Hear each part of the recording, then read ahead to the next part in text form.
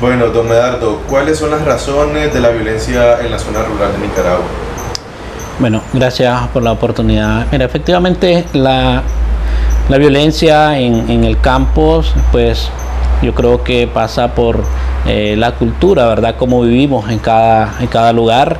Obviamente en la zona rural, pues como no se cuenta con autoridades, pues obviamente cada quien por sí solo a veces trata de resolver, como dicen, sus diferencias, o sea, sus problemas internos, ya sea problemas de vecino, ¿verdad?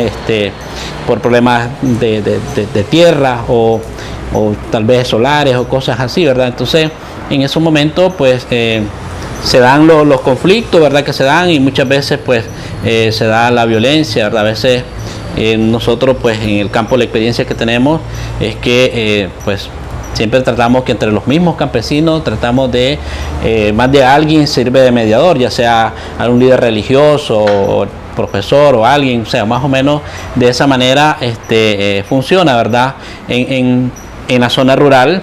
En Nicaragua es conocimiento de todas y de todos que el Estado ha ejercido violencia en estas zonas rurales. ¿Cómo se encontraba la violencia estatal en las zonas del campo, en las zonas rurales de Nicaragua, antes de abril de 2018?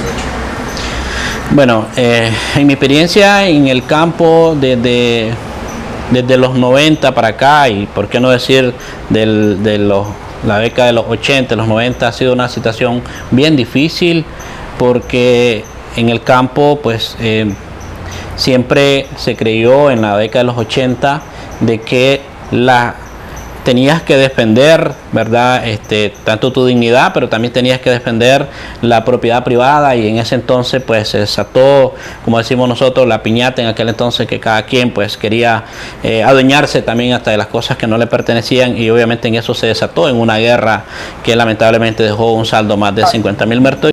Ya quedamos claros que con los sandinistas nunca vamos a llegar a un acuerdo satisfactorio, nunca vamos a llegar a puntos que concuerden nuestras intenciones y las de ellos. En ese entonces en el campo pues los campesinos pues tuvieron que defenderse para defender la propiedad privada y poder resguardar sus tierras. Eso dejó un saldo de más de 50.000 muertos lamentablemente en la zona rural, y eso después de los arreglos de Zapuaz, ¿verdad? Con Ortega en aquel entonces, donde la resistencia nicaragüense en aquel entonces depuso sus armas, pensando en que ya todo había terminado y que ya íbamos a vivir una democracia en paz, ¿verdad? Que es lo que el pueblo ha querido. Lamentablemente no fue así, pues, o sea, Ortega no cumplió los acuerdos, y lo que hizo fue de alguna manera ir asesinando de manera selectiva a todos aquellos que fueron comandantes de la resistencia nicaragüense, porque en ese entonces él dijo: voy a gobernar desde abajo, y lo que hizo fue que todo aquel que el sitio que le estorbaba y que no le tenía miedo y que se vio opuesto, entonces lo vino asesinando de manera selectiva, y hoy pues podemos ver cómo continúa por mantenerse en el poder. No le ha importado cuántos tenga que asesinar, torturar o secuestrar, ¿verdad? Con tal mantenerse en el poder. Obviamente en el 2013 que nosotros nos organizamos como movimiento campesino. Nosotros antes, los campesinos, no estábamos organizados porque no nos interesaba la política, nunca nos ha interesado un cargo público, sino es que estamos acostumbrados como una cultura que nosotros pagamos nuestros impuestos, ¿verdad?, para que sean reembolsados nuevamente a través de proyectos de desarrollo en los territorios.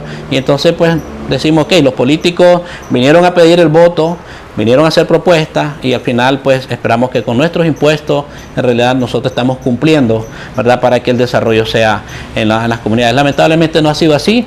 Vino el mayor interés de Ortega, como en la década de los 80 que estuvo en el poder, que iniciaron la piñata, las confiscaciones de tierra.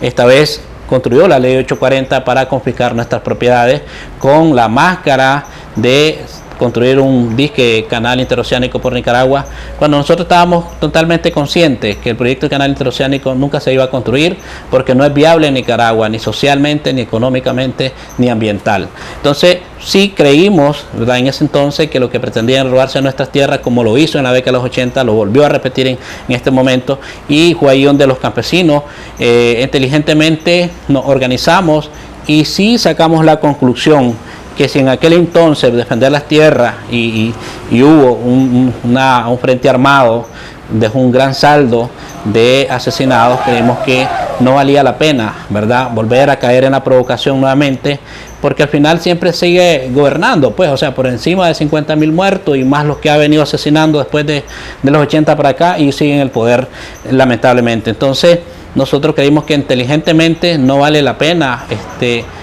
responder con violencia o caer en la provocación que él viene haciendo al pueblo. Nosotros hicimos todo el procedimiento legal como movimiento campesino, ¿verdad?, en busca de la derogación de una ley que es totalmente confiscatoria, que pretendía explotar los recursos naturales, que pretendía explotar nuestras tierras, y pues lamentablemente se nos cerraron las puertas, ¿verdad? Eso fue antes del 2018.